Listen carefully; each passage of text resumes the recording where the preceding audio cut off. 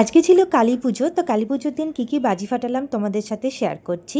আশা করি তোমাদের ভালো লাগবে। প্রথমে ছিল গ্রিন ফুলঝুরি। তো এটা আগের বছর কেনা হয়েছিল এবং আগের বছর বেঁচে গেছিলো, রেখে দেওয়া হয়েছিল। তো সেটাই এবারে ফাটানো হয়েছে। আর গ্রিন ফুলঝুরি ফাটাতে আমার খুব ভাল লাগে। আমার বাজির মধ্যে ফুলঝুরি সবচেয়ে ভালো লাগে, তুবড়িও খুব ভালো লাগে।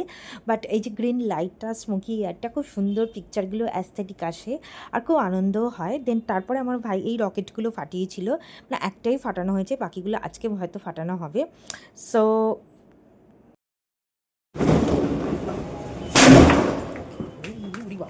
ওটাতে তো আমি খুব ভয়ই পেয়ে গেছিলাম, পুরো পালিয়ে গেছিলাম। আমি তো বাজি ফাটাতে খুবই ভয় পাই, মানে শব্দবাজিতে একটু ভয় লাগে আমার, রকেট ফকেটগুলো। দেন এটা ছিল তার বাজি বলতাম ছোটোবেলায়। এটা আমার মনে আছে, খুব ছোটোবেলায় বাবা খুব আনতো আর তখন খুব আনন্দ করে ফাটাতাম। বাট এখন তো ভালোই লাগলো না, আর গোটা ঘরটা ধোঁয়া হয়ে গেছিলো, তো একবারই ভাল লাগছিল না।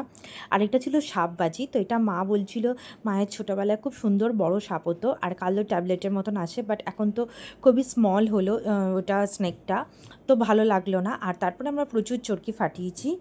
এখানে একসাথে 3টে চরকি ভাই ধরিয়েছিল, খুব ভালো লাগছিল। বাট এগেনস্ট খুব স্মল পেস হওয়ায় খুবই প্রবলেম হচ্ছিল। তো আজকে আমরা চেষ্টা করব টেরেসে গিয়ে ফাটাবার। দেন এই যে বাজিটা আছে, এই চরকিটা, এটা তো লাস্টে ঘুরতে ঘুরতে দাম করে বাস্ট করলো, যেটা আমার খুব ভয় লেগে গেছিলো। তো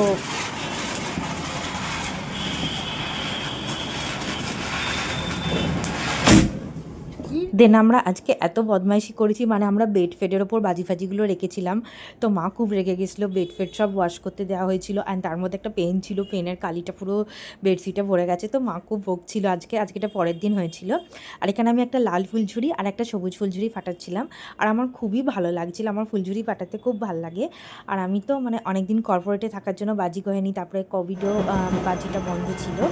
তো অনেকদিন পর খুব মজা করে ফাটাচ্ছি। আর আমি গত 2 বছর খুবই অসুস্থ ছিলাম। 1 বছর টাইফয়েড হয়েছিল আর 1 বছর আমার কিছু প্রবলেম হয়ে গেছিলো, তো খুব অসুবিধা হচ্ছিলো।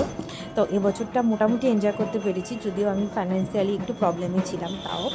আর এখানে খুব ভালো লাগছে, এই পুরোহিত মশাই এই ঠাকুরটা পুজো করছিলেন আমাদের একটু অপোজিট অ্যাপার্টমেন্টে। আর এখানে একটা বস্তিতেও খুব সুন্দর কালী ঠাকুর পুজো হয়েছে, তো সেটাও রাত্রিবেলা খুব ভালো লাগছিল দেখতে। আর আজকে তো রাত্রিবেলা মানে প্রায় 2-2:30টার সময় ছুঁয়েছি। আর অনেকটা আমি দেখেছি, টিভিও দেখেছি, টিভিতেও অনেক কালী ঠাকুর দেখাচ্ছিল।